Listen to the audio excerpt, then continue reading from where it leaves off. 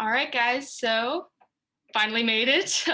And I just want to say my name is Leica Keys, and I just want to welcome you all to our event for QAnon Navigating the Storm. This is all going to be, thank you for coming to our first major panel hosted by the Political Science Undergraduate Council here at UCLA. I genuinely can't think of a better trio and moderator to have. I've been following a lot of our panelists' work since late 2017, early 2018. And whether it's through their podcasts or their writing, and I would genuinely say that everybody here, it's your best antidote to a diseased online brain. And this is a special treat. Last time I think you guys also sat together was for a podcast episode in late 2020. And I mean, if you're counting our huge, amazing blockbuster HBO documentary series, that was that too. And so again, I'm super excited as I hand it over to our wonderful Professor Olmsted. Hi, I'm Professor Catherine Olmsted. I'm in the history department at UC Davis, and I'm going to, first of all, introduce the three panelists and then moderate their discussion. So first of all, Jared Holt. Jared Holt is a resident fellow at the Atlantic Council's Digital Forensic Research Lab, where he researches and reports on U.S. domestic disinformation and extremism. Prior to joining the lab, Jared worked as an investigative reporter at the nonprofit outlet Right Wing Watch. His work has been widely cited in national conversations and coverage about U.S.-based extremism, and his work has also appeared in outlets including the Washington Post, the HuffPost, and the Columbia Journalism Review. Will Sommer is a politics reporter for the Daily Beast and the author of an upcoming book on QAnon for HarperCollins. He is the co-host of Fever Dreams, the Daily Beast podcast on the right-wing internet. He previously worked as a campaign editor at The Hill and as a political columnist for Washington City Paper. And Travis View is a co-host of the QAnon Anonymous podcast. He has written about QAnon and conspiracy theories for the Washington Post and for New York Magazine. So let's just briefly start off with a review of what QAnon is. Can one of you tell me what QAnon is and what it has to do with political science? Who wants to take this one? Yeah, it's always a big question. Yeah, I feel like I've got this committed to memory. Yeah, I think we gotta hand it to Travis here. Oh yeah, my 1 minute explanation of QAnon. So QAnon is based on the belief that the world is controlled by a cabal of Satan worshiping pedophiles, and QAnon followers believe that this cabal would have controlled the world indefinitely were it not for the election of Donald Trump. And this cabal, allegedly, they control everything, including media, entertainment, and especially politicians like Hillary Clinton. Now, QAnon followers believe that Donald Trump has been fighting a sort of a battle for decades to help take down this cabal, and then his election was part of an elaborate plan for military intelligence to help destroy them. Now, QAnon followers believe that by sort of exposing all of the evil that this cabal has done through what they consider to be research, which is really more often than not simply high-powered confirmation bias, they can trigger what they call the Great Awakening, which is sort of an event in which everyone realizes that QAnon followers were right the whole time, and they were wrong to, remove them from their family for being too weird and making strange Facebook posts or whatever. And after this, or before, around the same time as this Great Awakening, perhaps before, there's going to be an event called the Storm. And the Storm is a mass arrest event in which Hillary Clinton and John Podesta and everyone at CNN and Katy Perry and everyone who's ever won a Grammy, frankly, gets arrested, and their evil crimes being exposed, and they're sent to Gitmo or possibly executed. And they believe that after this event, we're going to enter into a utopia in which we come together in hyper-nationalism, and everyone is working together. There's no more strife. There's no more Democrats. And we live happily ever after in the new restored United States of America. Travis, I thought you said that was going to be 1 minute. No, but to build on what Travis said, the reason that any of us have to care about something so just on its face absurd is that in the years since its inception, QAnon has really grown into a force of nature. Although it's still a fringe within GOP politics, it is consuming enough of the bandwidth with the voter base there. It's produced, or I should say, two publicly elected officials, Lauren Boebert and Marjorie Taylor Greene, during their campaign and slightly before, saw this as something to cater to build support. So this is, like it or not, crazy or not, this is having a influence, maybe you could argue an outsized influence on the broader political landscape. Yeah, and just build on what Jared said. I mean, QAnon is at its heart. There's a lot of distraction about the weird things they believe in, and that's obviously a big part of it. Like they believe that elites are draining children for their blood, essentially, to stay like Tom Hanks is drinking children's blood, blah blah blah. But at its heart, QAnon is sort of this fascist vision of a world where there's only a Republican Party ruled by Donald Trump forever. And so, we saw this play out on January 6th, where QAnon believers were storming Congress. Ashley Babbitt, who was shot by police, she believed that day would mark what they call the storm, which is sort of the culmination of QAnon. And so, in terms of a political movement, we see it as sort of this growth of a sort of proto-fascist or a fascist movement very explicitly within the Republican Party. Great. The last time you three sat together to discuss this publicly was in August of 2020 for a HuffPost episode. What has changed since then? I mean, yeah, I remember that August 2020 was pretty significant because this was, I think, one of the very first times that Trump explicitly endorsed QAnon followers. He called them, good people who hate pedophiles. And this was obviously extremely well received in the QAnon community. I think that the big event that has happened since then is really January 6th, and we've seen really exactly the kind of ugliness and danger and violence that can result from enabling these kinds of beliefs. I also think that around the time we recorded, that was also when major tech platforms were starting to get hip to QAnon, or rather, I should say, they were getting hip to the idea of maybe trying to do something on their end to lessen the spread, whether that's limiting posts, which is what I believe Twitter did initially, or Facebook kicking groups to the curb.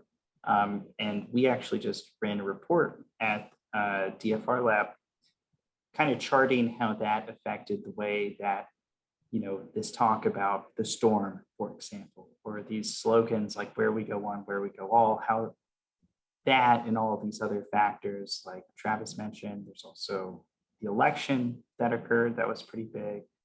Q specifically encouraging people in response to news about these moderations to conceal their language, how all of that is kind of snowballed in a way that has effectively translated into QAnon today, not really talking the same way that it did last summer when it got so popular. A lot of the language has shifted slightly. People are coding language. People are going to alternative platforms to do this. Telegram is a big one. So the landscape has changed a bit, in as far as the digital arena is concerned too. It's sounding a little different. It's in different places, but it's still very much alive, as evident by a conference in Dallas last week, attended by a sitting congressperson. Yeah, I mean, I think we could look back at that August 2020 period, probably a couple months, as sort of like the height of the Trump era QAnon. We see Trump, as Travis mentioned, Trump had just said, QAnon believers love their country.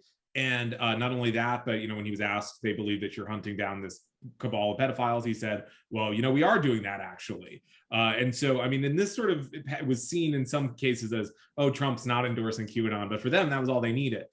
You also had, obviously the pandemic was driving a ton of people to QAnon. As Jared mentioned, this was kind of pre a really massive crackdown from a lot of the social media platforms.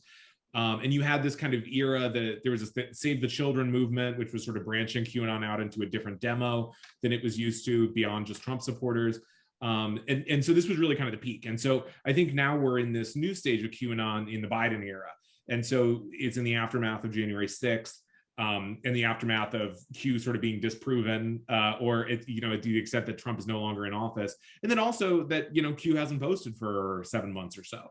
And so this is kind of like a new like woolly era, and in QAnon people haven't, like, a lot of them haven't given up or anything despite this. It's just kind of like we're in this, in some ways it's weird to say it's an unstable time for QAnon, because it always kind of is. I mean, there's always kind of new stuff going on, but it certainly I think we're in a new phase right now. Yeah, the vibe is totally off. Yeah. I think that's a good way to put it, Jared. I mean, really, like, there's like various kind of civil wars going on right now in QAnon over various grifters accusing one another of grifting, more extensively than they are, and all kinds of stuff. There's a lot of jitteriness and, I guess, uncertainty. I mean, I think this is why quite recently during the conference, there was a post on 8kun on the Patriots Fight board, which is supposed to be just for QAnon, just for Q, but then was really apparently B, some other poster, might have been a rogue moderator or something. This caused a lot of excitement because they're looking for guidance that just is not present, as much as it was in previous years. Well, given what you study, were you surprised by January 6th? No. No, yeah. I mean, I thought, I'm grateful the body count wasn't higher than it was, honestly. Yeah, I mean, I think, like a lot of other people who were following this, I think we were all seeing the chatter about attacking the Capitol. But I think I certainly felt confident that they wouldn't succeed. And that the Capitol Police would be ready to repel them. But certainly, I mean, watching it happen, while I was there, I mean, it really felt sort of like, it was like, well, of course it came to this, like in a way that I wasn't prepared for. But you see people, like characters that we were familiar with, like the Q shaman, taking the Senate. I mean, it's I guess kind of my story with QAnon has consistently been being like, wow, this is crazy, but surely QAnon won't get bigger than this. And sort of like maybe twice a year, I get to that point at a QAnon event or something, and then it gets bigger. And certainly January 6th was kind of the cap of that. I think I think a common lesson with studying QAnon is that you need to stop being so optimistic. It means like you're not worst case scenario. Obviously, my worst case scenario was always like a mass casualty event, like we see white supremacists commit fairly frequently, unfortunately. But the way it continues to grow in effect and gain popularity and gain legitimacy has increased year after year, despite how absurd it is. Yeah, and I am struggling to come up with the word. I don't want to say that it was inevitable. That feels a bit too extreme. But I think when you have a movement like QAnon growing and spreading and acting out without receiving significant pushback, I mean, there's certainly plenty of us. I know the three of us were waving our flags around going like, this is BS, guys. What are you doing? What are you doing? Yeah. But there wasn't really meaningful pushback from within the QAnon community, even when acts of violence or terrorism were committed. They were simply folded into more conspiracy theories about the deep state trying to smear QAnon people because they know the truth. And I think a lack of meaningful internal community pushback on transgressions that were occurring stemming out of QAnon, in addition to kind of a struggle from broader society to confront and address this in a meaningful way, meant that it was able to sort of keep escalating. And I think January 6th was, between the QAnon followers and the rest of the extremist groups and individuals that were there, was kind of a byproduct of that ongoing escalation that was occurring. Yeah, I mean, we saw repeatedly really dangerous and violent incidents involving QAnon followers. I mean, the very first incident that led to a terrorism conviction of a QAnon follower was all the way back in June of 2018, when Matthew Wright had an armed standoff on the Hoover Dam Bridge. And since then we've had Anthony Comello, who faced the second-degree murder charges over QAnon. We've had Cynthia Absug, who is charged with conspiracy to commit kidnapping with her children children, which she did not have custody of. So over and over and over again, we've seen the ways in which QAnon can motivate people to do some seriously dangerous things. So I did feel like it was a matter of time before an incident was big enough to sort of capture the, I guess, the national attention. So are there, what are the demographics of the QAnon supporters? Are there any generalizations that you can make, and have these demographics changed over time? Sure. So kind of your typical QAnon supporter, originally, it looks like a Trump supporter, typically. And so usually they're white, they're more likely to be white, older, evangelical Christian often. And certain states seem to be popular, like Florida and Arizona, or like at least like high profile QAnon activity there. But then in the pandemic, we see this expanding. And so people are often seem to have been driven by kind of chaotic events in the pandemic into, potentially getting into QAnon, or, they have a lot more time on their hands on their computer.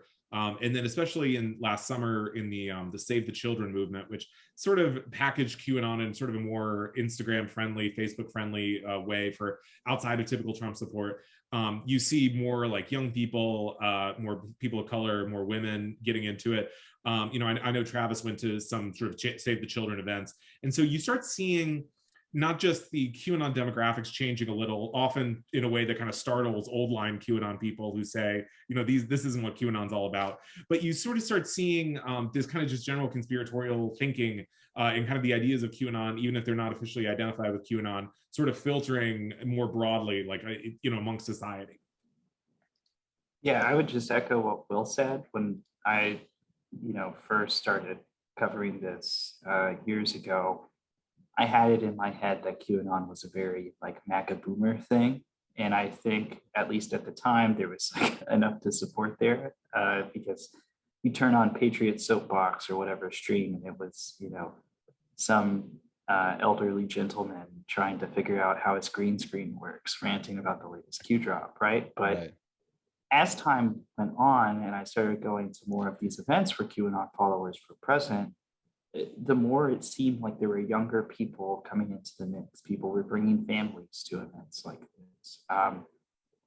And that, kind of challenged my generalization a bit. And as Will was saying, I think, as much as the OG Q heads, if you will, definitely skewed towards a certain direction, as this general worldview, maybe not even the Q specific stuff, but the worldview that comes with it has spread outside of that demographic.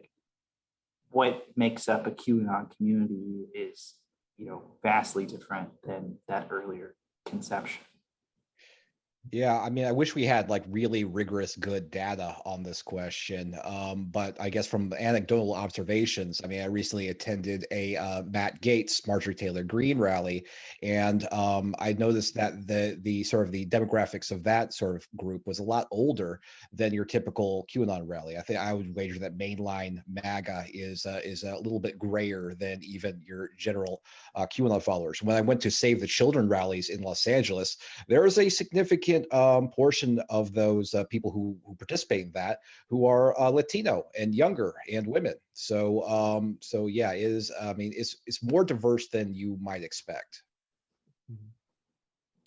Are there interesting ways that QAnon intersects with race and gender? It seems like it used to be quite a white movement, as you're saying, but it is becoming more diverse. It is attracting women. Are there any points that you'd like to make about race and gender and how that's evolving? I mean, I will say that I want to observe like the women have always been instrumental in promoting QAnon from the early days. I mean, some of the earliest QAnon promoters were like Tracy Beans or Tracy Diaz in all the way back in like she was one of the very first people to bring QAnon to YouTube. And there was also Liz Crokin, who was very, very influential. Even Marjorie Taylor Greene, who was all the way back in 2017 was promoting QAnon QAnon. So women were really influential. I mean, I think that outside of the obviously base white demographic, I personally noticed that the Latino community has been surprisingly receptive to QAnon's message. Since Travis brought up Latino QAnon believers, there was a poll last week that it got a lot of pickup about who believes in QAnon, and I was struck by the fact that white evangelicals were or white Protestants were the highest number in terms of religion and racial crosstabs, but then Hispanic Protestants were very closely behind them. I mean, basically within the margin of error, it was like 23% and 21%. And so certainly I think there's a lot of surprises out there in terms of who believes in QAnon. And, in terms of women in QAnon, you make a great point about Tracy Beans. We also see in 2020, again, kind of a diversification of how QAnon is packaged, what's been called pastel QAnon, which is more kind of like a yoga, new age kind of packaging. But really, there's just, QAnon is such a broad thing that people can really meet it where they want to. And so you can meet it, it can be about anti-vaccines, or it can be about like, George Papadopoulos and Michael Flynn and kind of like spy intrigue, or really so many other things. And so that's how I think it attracts so many different groups.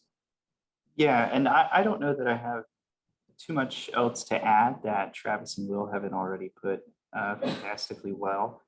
Other than, as QAnon has spread, kind of going back to what I said earlier about kind of challenging preconceptions. I think many Americans, when we picture domestic extremism, particularly right-wing extremism, we think of almost like there's kind of two images, which is like the older white guy, skinheads, and then like the younger white guy, Pepe, the frog people. But QAnon, as it's expanded, has really branched out as far as on-ramps to the movement. I remember, I forget, we were talking about it during that podcast last year about an individual at a Q rally who had a family member who had cancer and believed that following Q meant that Trump was going to release the cure for cancer or something like that. So there's like a whole host of on-roads. A lot of people who get brought into Q don't get brought into Q because they type in 8kun.net or whatever and like go hunt down the Q drops. The whole name of the game with Q is packaging these little nuggets of information into different formats to be consumed by, ideally as many people as possible. There's a very kind of evangelical flair to the QAnon movement. Do you know what prompts the obsession with pedophiles? I mean, why is this the core of the conspiracy theory? Where did that come from? Why does it have such power? Yeah, I mean, I think that's that's a great question. I mean, sort of at its heart, it's obviously a very, it's a very emotional pull. If it's certainly, if you wanted to get people riled up and politically active, you wouldn't talk like, it's better than talking about like tariffs or tax cuts or infrastructure plans. It basically, I think it reaches people on an emotional level. And, Jared mentioned people being drawn for all kinds of reasons and often personal ones. I mean, I think one of the most effective things that QAnon does in terms of pulling people in is that people who've had experiences themselves or their relatives or friends with sexual abuse, with genuine sexual abuse, and then they get pulled in that way and they say, well, maybe this is believable to me because I was abused by someone who had power over me. And then, just more broadly, I mean, just the history of the satanic panic going back to the 80s is just fascinating stuff. I mean, this is sort of a recurring issue, is this idea that there is a sort of a nationwide network of satanic pedophiles and just things that if you look outside of it, it's like, that's just not how the world works. We know this. And yet there are these panics that take over. And, reading about the satanic panic, it's in many ways crazier than QAnon, because in QAnon, right, in Pizzagate, they were often targeting people who were very powerful, like Hillary Clinton, who were somewhat insulated. Whereas in the satanic panic, you have people who are like daycare workers who are being sentenced to essentially life in prison. And, the police are on board and stuff like that in a way that they weren't with QAnon. So it's certainly, an interesting issue. Yeah, and I also, if we look beyond QAnon, abuse of children or alleged abuse of children is a very powerful emotional trigger that has produced political political results over and over again.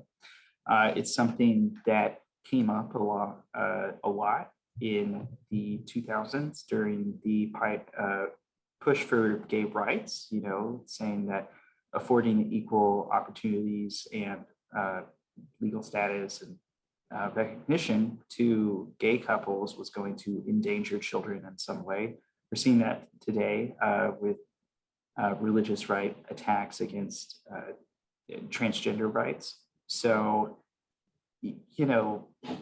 the pedophilia allegations are like the very extreme concentrated version of a trend that also exists more broadly in politics, because evil against children is something that most people have negative feelings about, rightfully so. And there hasn't been a shortage in history of people willing to exploit that for their own political agendas. I was struck earlier, Jared, when you said that the QAnon worldview has been spreading. Do you want to talk a little bit about what you mean by that? What is the worldview and why is it becoming more popular? Well, if you're gonna condense QAnon down a bit, subtract some of the more bizarre things they believe, at its foundation, it's a worldview that believes that there is a evil group of people at the top echelon of society orchestrating the rest of the world towards its ultimate demise, and engaging in all sorts of terrible, demented things while they do that. And that worldview, that belief, is really picking up on steam in a lot of people in the United States for reasons that can sometimes be valid, sometimes cannot. Subscribe to that to different levels.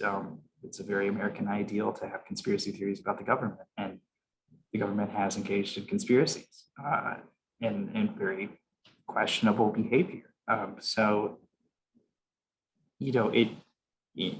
That sort of core worldview, ramped up a little bit.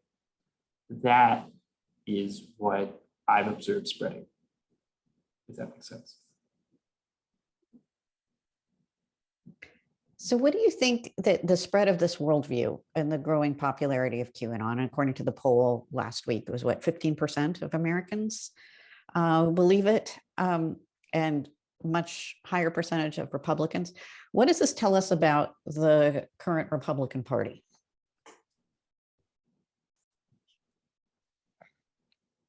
I mean, I think that one thing that it sort of tells us about the Republican Party is that they're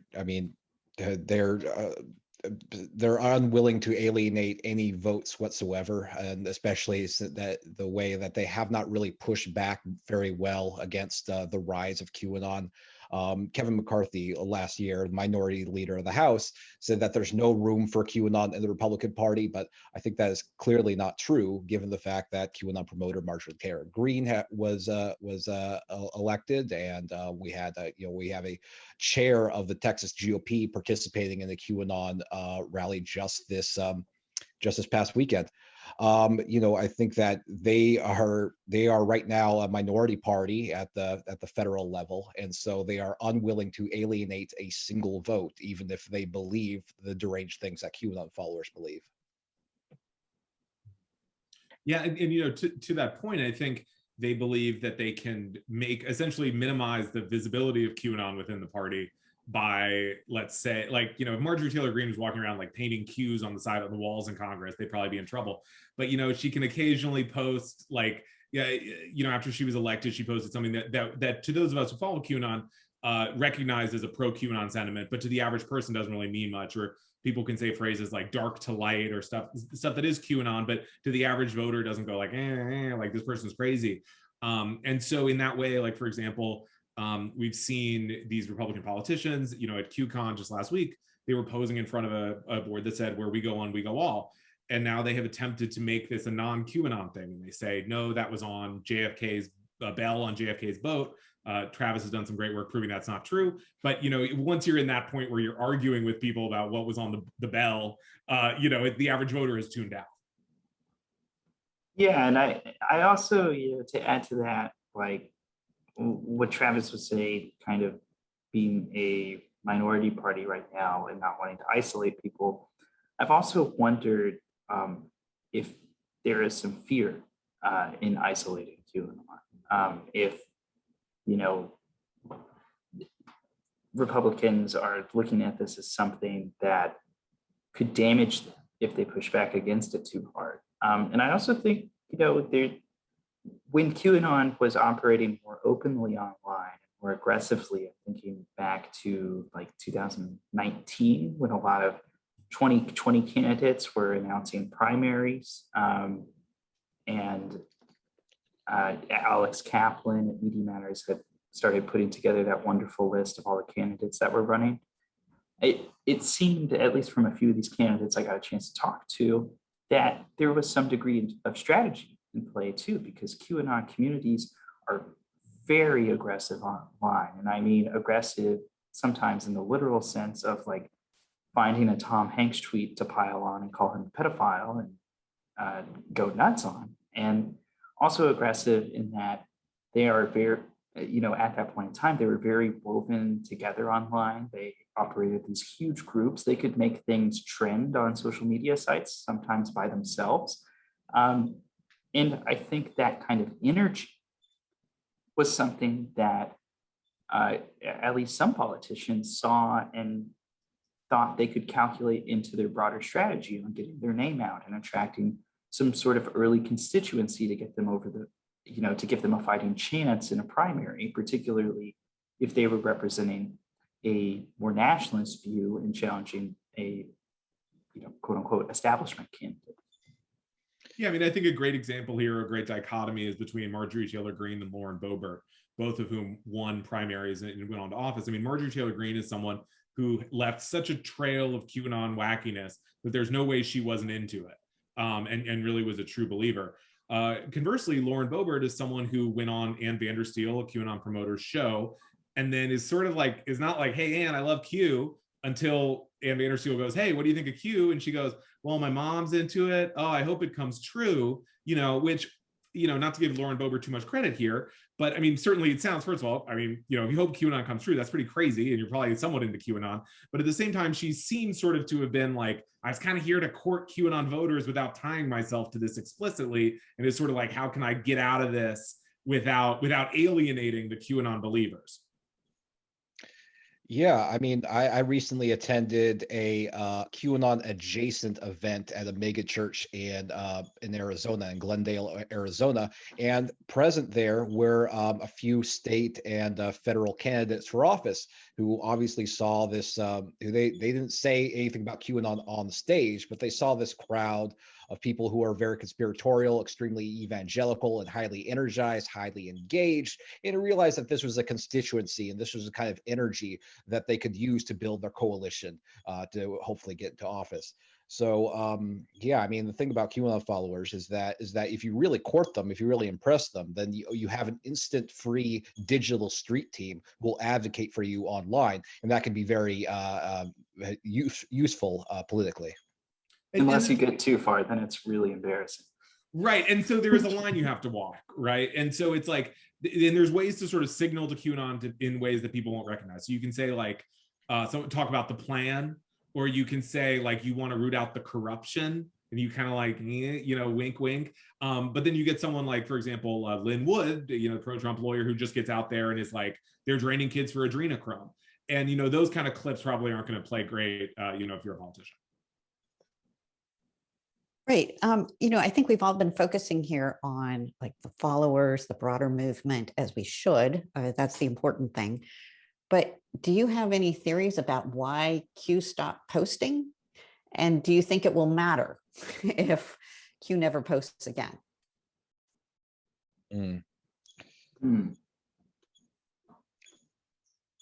I really don't. I mean, it's like any theory that I I could offer is purely speculative. It's possible that the people behind Q, who are really the puppet masters, didn't like the increased level of scrutiny into what they were doing, and they realized that whatever movement that they were perhaps trying to gin up with these Q drops is already self-sustaining, and now the Q drops are superfluous. Yeah, I think the job was done at that point. I mean, there's thousands of these things. And to this day, some of the influencers still go back and dredge them up. Of They'll course. compare tweets from people like Dan Scavino, who is Trump's social media guy, and run them against Q drops and see if there's secret messages in there that they can decode. So there's not really as much of a necessity for Q to exist right now, if that makes sense. There's also, around that time when Q stopped posting is when some investigations were revealing individuals behind like Q drop aggregators and stuff like that. So there may have been a security risk of, revealing a personal identity. But ultimately, it's kind of one of those great mysteries. It's like the cliffhanger at the end of the action movie, or a Netflix show that you're binging. But I definitely don't think that, I think if that was the last Q post we ever see, I don't think it's going to drastically affect the continuation of the Q canon, if you will. Yeah. I'm sometimes asked, if the fact that if there's no new Q drops, will that, detract from the energy of the movement? And my response generally is like the fact that there were no new books of the canonized Bible since 367 AD, that didn't detract from the energy around Christianity. So yeah, I think that again, I don't think they don't need any new Q drops in order to continue as a movement. I usually just tell people that Will Sommer forgot the password. Wait, sorry, what, Jared? I usually just tell people that Will Sommer forgot the password, which is why I don't. Yeah, forgot the trick code. Yeah, I mean, certainly with Q out of the picture, at least for now, we're seeing people pick up the slack, and they're often so on one hand, there's no longer a center, right? There's no longer someone who can come out and say, this is what the Q line is really definitively. So for example, there's a vocal faction of QAnon that believes JFK Jr. is alive and is going to come back. And Q came out and said, this is not true, whatever. Now, that didn't really stop them, but it sort of stopped that group from spreading more or less, or sort of taking over QAnon. On the other hand, now there's no one there, and so things are getting kind of woollier, and there's a lot more fights within QAnon among the promoters about what QAnon is about, what's too crazy for QAnon, etc.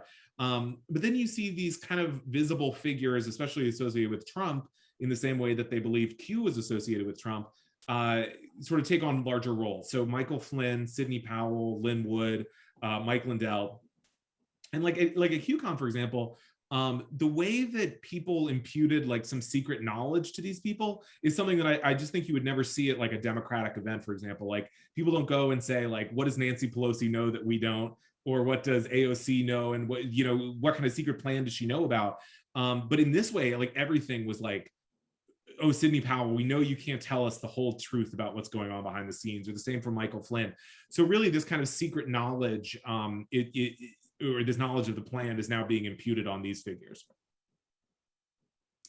It reminds me sort of the evolution of other conspiracy theories that were quite popular, like 9/11 theories or JFK theories, where certain figures emerge as leaders in the movement and have more power. And also there's some gatekeeping.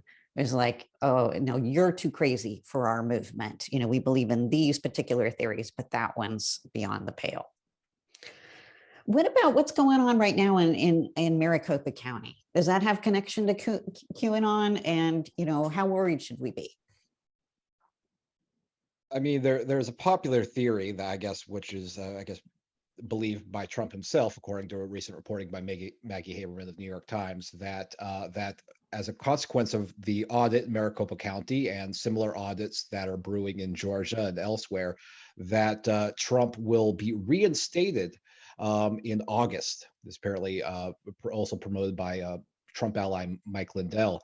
So, I mean, I think it's part of a broader belief, a broader rejection of reality that I think was a signature to QAnon followers, rejection of the norms of democracy. They sort of a refusal to believe that there is a possible world in which Trump could lose honestly, because they believe that everything was part of a perfect plan. In fact, I during the QAnon conference, there was a people talking about how they believe that actually Biden winning was also part of the plan, because they had to see how awful Biden and the Democrats were before Trump was finally reinstated. So it certainly plays into the broader sort of QAnon worldview. Yeah, and QAnon followers have been very, very into this Arizona audit. And their vision, the way that many of them talk about it, is that these contested states or these close states like Georgia, Pennsylvania, Michigan will one day also have their own audits. And if Trump loyal GOP officials go forward on those wishes, then it's possible that in some places we could see that take place. Just for example, Tracy Beans runs this blog now called Uncover DC. That is a Flynn favorite. And just, today was promoting these flyers for a rally to demand a recount similar to the one in Arizona in Pennsylvania.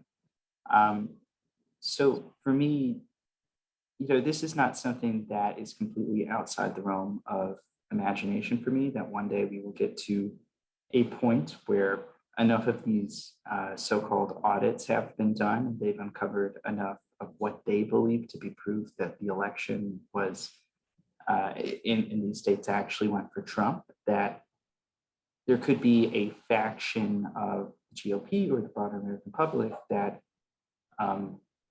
gets to a point where they believe that they have evidence to overturn the election.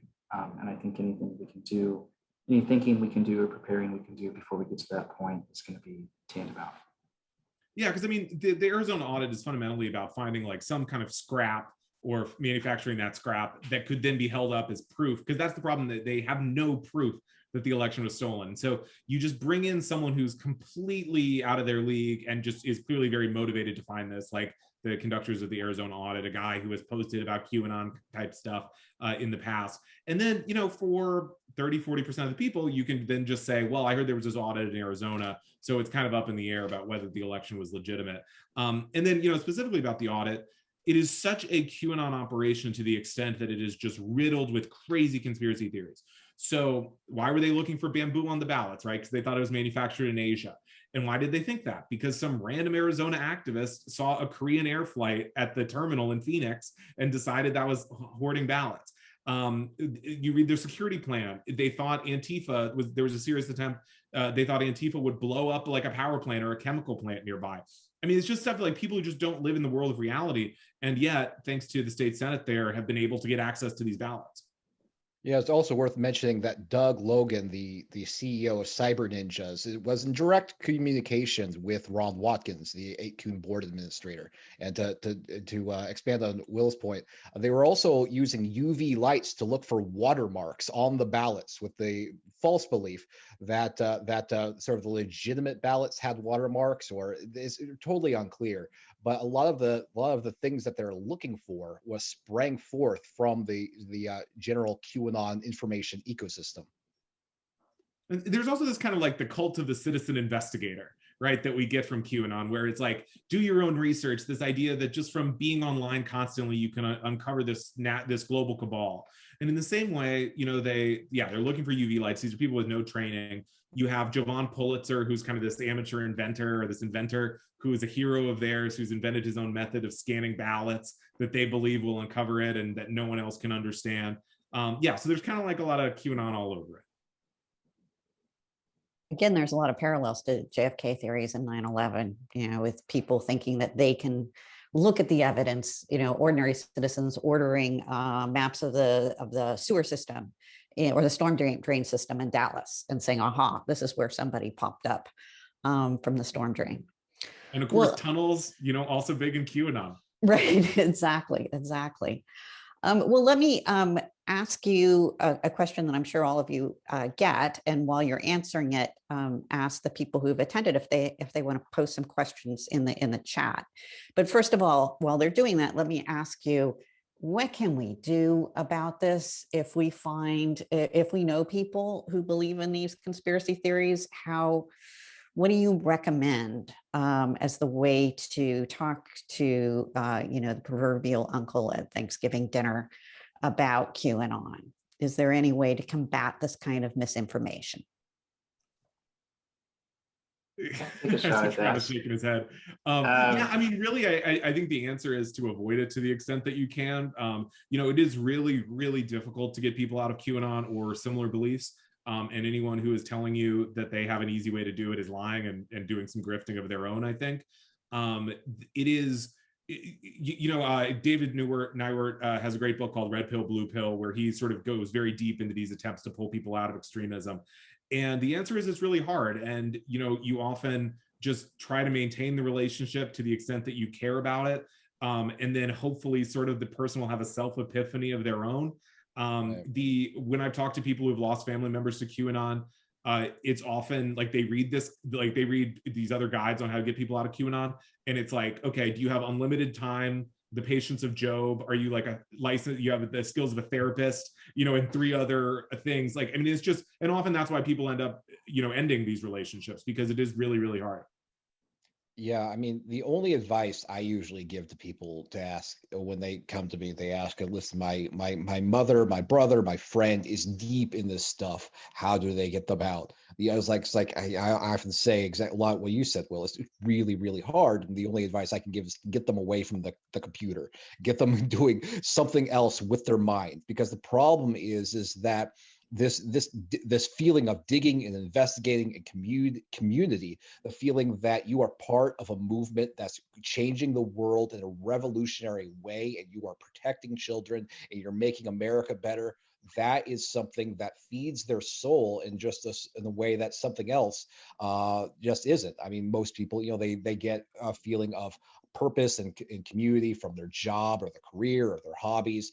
If none of that's and we all need this, we all need a sense of significance and meaning. Like we need it, like our lungs need oxygen. And if QAnon is the only thing that's giving that to you, then yeah, you're gonna stick with QAnon regardless of how absurd it is. So yeah, my only advice is usually get them doing anything else besides sitting on 8kun or Facebook or Twitter for hours and hours and hours and doing these digs, as they call them. Yeah, and I'll echo some of what Will said and some of what Travis said, which is that pulling people out of extremist movements is extremely taxing work, and I certainly wouldn't expect any run-of-the-mill person to take it on. There are specialty organizations that exist out there that have existed pre-QAnon, will exist after QAnon, like Life After Faith, that have resources built out.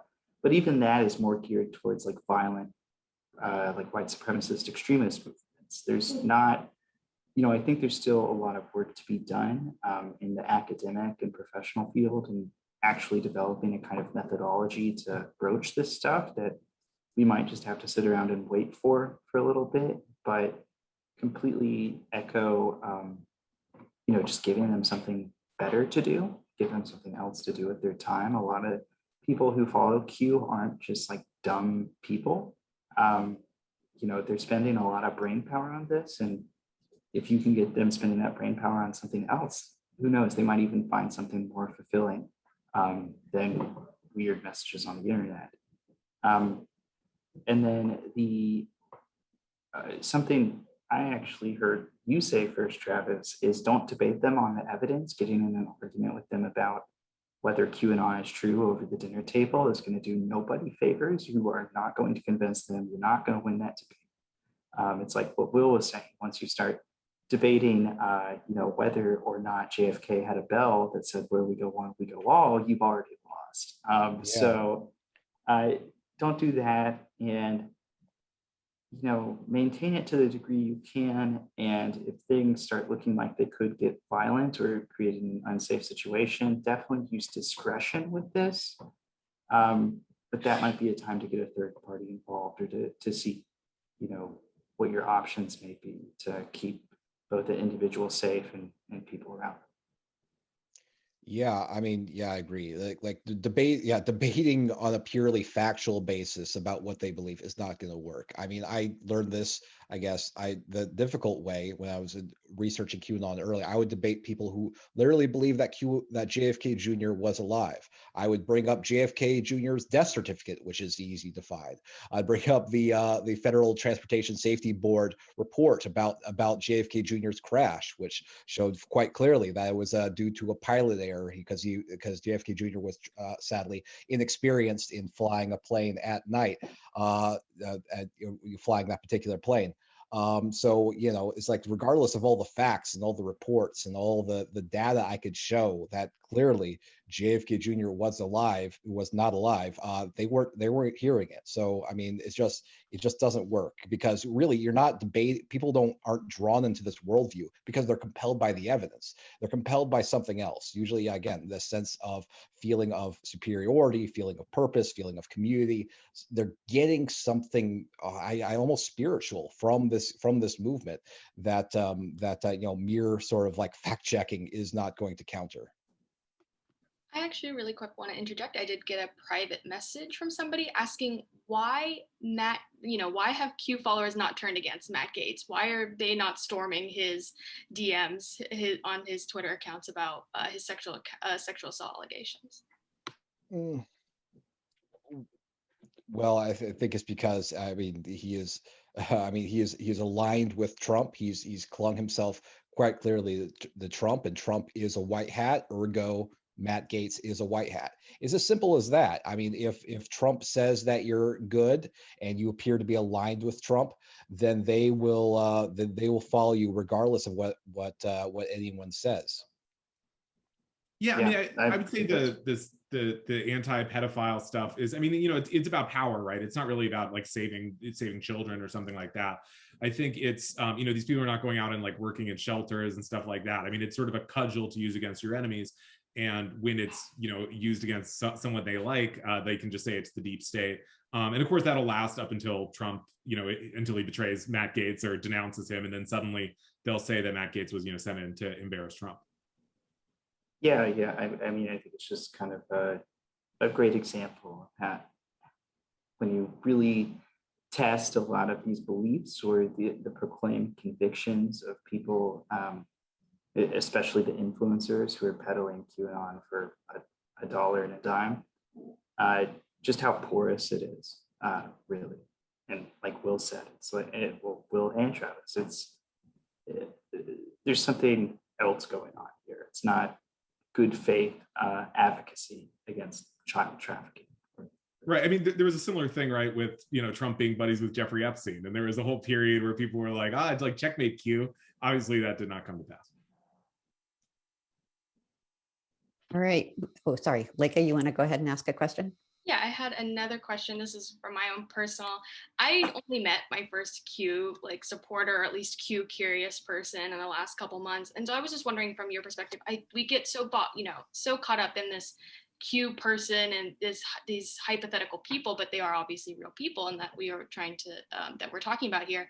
And I was wondering, what interaction or what QAnon supporter have you personally observed, seen that just sticks with you throughout your work?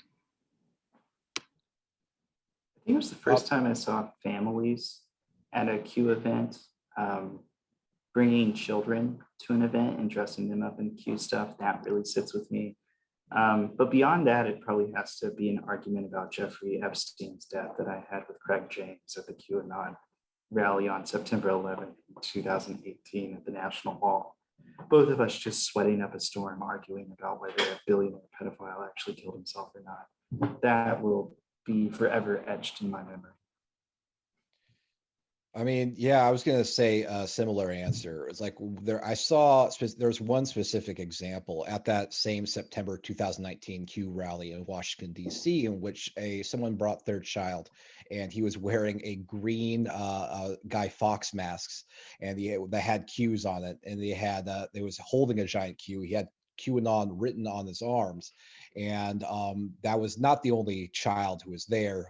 The idea that, and what that made me realize at the time, that, oh, this is not, you know, a boomer thing or not something that's going to, you know, be gone in a decade, as you know, this is something that we might have to deal with as a matter of generations. That really struck me. Also, I mean, another conversation that really struck me was when I spoke to In the Matrix, his QAnon promoter, whose real name is Jeffrey Pedersen, at a Q convention in Arizona.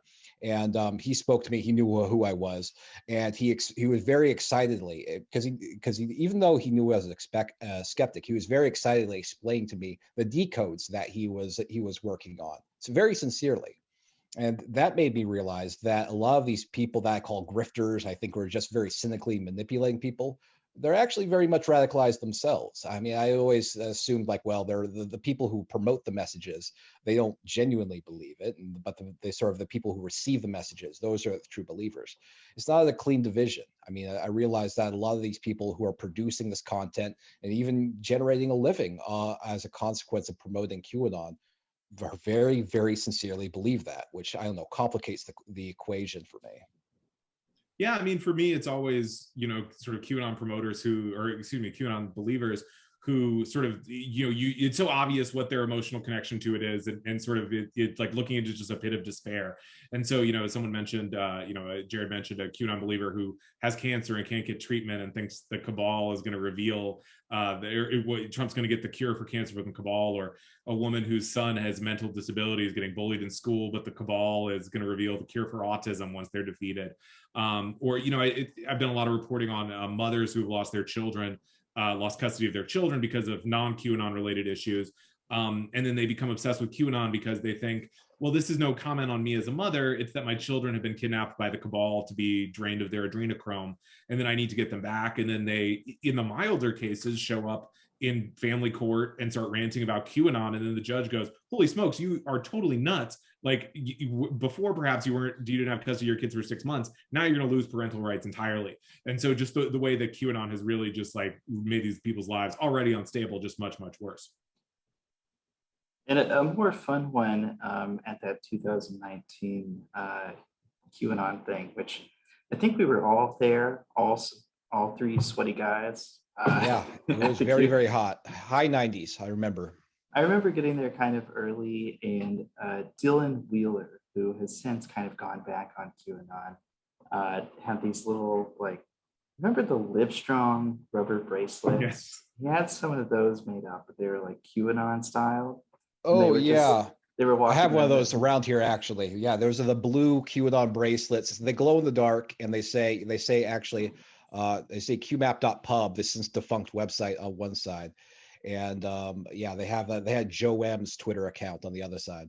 Yeah, so they're like meandering around the National Mall, like kind of south of the Washington Monument. And these, DC in the summer is full of tourists, and there's these, I'm sure very nice families walking by, and then just Dylan Wheeler and like his gang decked out in like I think it was a basketball jersey with like Trump, Rambo thing like placed across it, being like, hey, have you guys heard of Q? And just passerbys being like, what in the world are you talking about? And I think some of those interactions stick with me for slightly different, like less dark reasons than some of the other ones do. Yeah. But that was like one of those little glimmers of a very weird day, being like, okay, well, most people understand that this is nuts still. Yeah. All right. Well, go ahead, Travis. Yeah, I mean, I remember I went. I mean, during that time, this was before I've always been an amateur at this. This was before I discovered some of the basic tenets of journalistic ethics. And I went undercover as a QAnon follower, and I had people approaching me, asking me, it was like, "Excuse me, what is this?" And I had to explain what QAnon is, as if I were a believer. And I realized I saw people become horrified at what I was explaining to them. As if I genuinely believe that. So yeah, that was also a big, put a big impression on me. All right. Well, I see that we're coming to our end here, and I want to respect everyone's time commitments. And so I want to thank Leica and UCLA Political Science Department for putting this together. And I want to thank our three panelists. I also want to give each of you a moment to plug your stuff before we finish. Do you want to tell us your Twitter handles, or, oh, here they are. Any specific works that you want to take the opportunity to promote at this moment? Yeah, if you want to learn more about QAnon or crazy conspiracy theories, and some of them are fun conspiracy theories, you can listen to the QAnon Anonymous podcast, which is available at on your favorite podcasting app. Okay. Sure. And yeah, I'm at the Daily Beast. My podcast is called Fever Dreams. And soon we will be, my book will be about QAnon will be coming out. So stay tuned to the HarperCollins website for that. There's my Twitter handle there. My podcast is called HuffPost, and my dog has an Instagram account at Pierre Turbo. Quality stuff there, if I may say myself. He's a 10-pound I can recommend Pomeranian. that as well. Great dog, great follow. All right, and my book is called on conspiracy theories. It's called Real Enemies: Conspiracy Theories in American Democracy. All right, let me turn it back to Leica to end the event. Yeah, thank you so much, guys, for coming in. Thank you again to Professor Olmsted for moderating this event. And thank you to Alex for making this all happen on our side at UCLA. And you know what, Will, another side note, glad to see you're here and not in Texas. And Not in the Dallas jail for busted at QCon, yes. Thought crimes. So again, thank you all so much. And, I'll see you guys online. Great. Thanks, everyone. Thank you.